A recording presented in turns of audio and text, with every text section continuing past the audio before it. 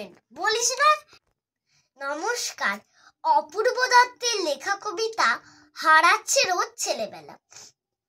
দিন শুরু হয় ভ্যান গাড়িতে, 6টা বাজতে 10-এ। ঘুম চোখে কি কোনো মেয়ের স্কুলে মন বসে? সোমমঙ্গল আঁকার স্কুল, বুধ বৃহস্পতি নাচের, রোববারে যা একটুখানি খেলার সময় বাঁচে।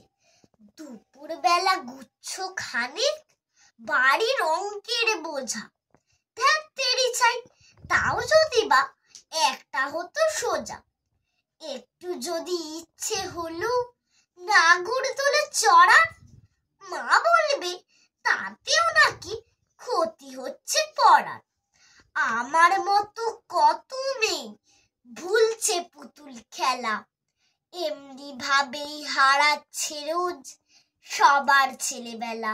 নমস্কার। আর একবার বলে দিই তারপরে। কবিতাটা ভালো লাগলে লাইক করে দেবেন কিন্তু।